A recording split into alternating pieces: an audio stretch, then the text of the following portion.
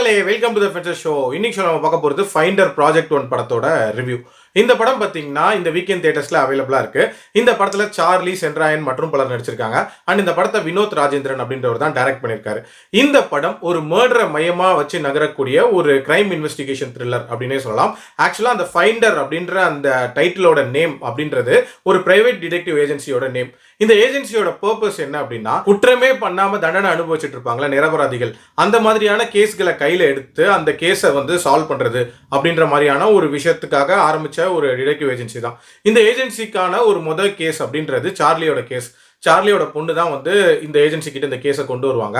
ஆக்சுவலா சார்லிஸ் தன்னோட மச்சானான சென்ட்ராயனோட சேர்ந்து ஒரு கவுன்சிலரை கொலை பண்ணிட்டாரு அப்படின்றதுக்காக அவரை கைது பண்ணியிருப்பாங்க அண்ட் ஆயுள் தண்டனையுமே கொடுத்துருப்பாங்க.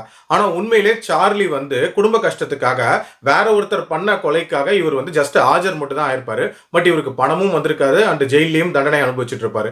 இப்படி இருக்கக்கூடிய சூழ்நிலையில சார்லியை காப்பாற்றுறதுக்காக இந்த ஏஜென்சியை சேர்ந்த ஹீரோயினும் முயற்சி பண்றாங்க. அந்த முயற்சி எப்படி போகுது, உண்மையில அந்த கொலையை பண்ணது யாரு, கடைசியா வெளியே வந்தாரா இல்லையா அப்படின்றத அந்த படத்தோட கதை.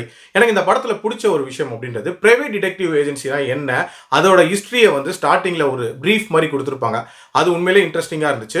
அண்ட் ஆல்சோ இந்த ஃபைண்டர் டிடெக்டிவ் ஏஜென்சியோட பர்பஸ் என்ன அப்படின்றதையுமே ஸ்டார்டிங்லேயே ரொம்ப கிளியரா எஸ்டாப்ளிஷ் பண்ணியிருப்பாங்க. அதுவுமே ஒரு புதுமையா இருந்துச்சு அப்படின்னு சொல்லுவேன். அதே மாதிரி இந்த ஃபைண்டர் டிடெக்டிவ் ஏஜென்சி மூலமா உண்மையிலே தப்பு பண்ண குற்றவாளிகள் வெளியே வந்துடக்கூடாது அப்படின்றதுக்காக இவங்க கையில் எடுக்கக்கூடிய கேசஸ்க்கு சில கிரைட்டீரியாஸ் வச்சிருப்பாங்க. ஸோ அதை வச்சு எப்படி ஃபில்டர் பண்றாங்க அப்படின்ற மாதிரியான சில காட்சிகளும் ரசிக்கிற மாதிரி தான் இருந்துச்சு. ஆல்சோ இந்த சார்லியோட கேஸ்ல ஒரே ஒரு கொலை தான் நடக்கும். அந்த கொலையை டிஃப்ரெண்ட் பெர்ஸ்பெக்டிவ்ல டிஃப்ரெண்ட் வியூஸ்ல காட்டியிருப்பாங்க.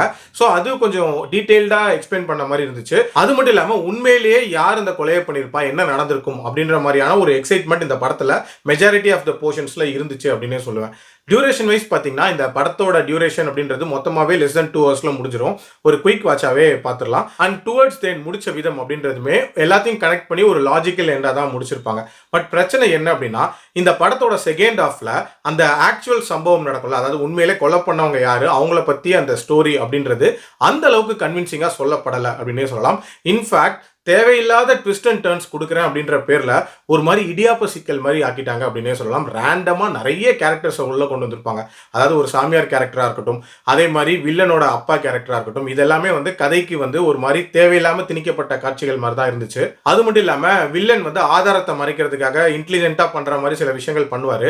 அதுவுமே தேவையில்லாத ஒரு குழப்பத்தை உண்டாக்குற மாதிரியான விஷயமா தான் இருந்துச்சு.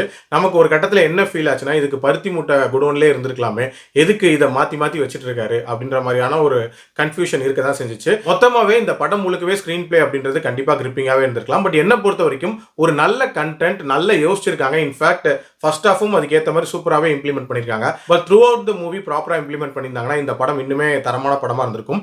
என்னோட ரேட்டிங் இந்த படத்துக்கு 2.7 out of 5. அடல்ட் கண்டென்ட்டை பொறுத்த வரைக்கும் இதுல சில வைலண்டான காட்சிகள் வருமே தவிர மற்றபடி தாராளமாக பார்க்கலாம். மீண்டும் அடுத்த விமர்சனத்தில் சந்திக்கிறேன். நன்றி, வணக்கம்.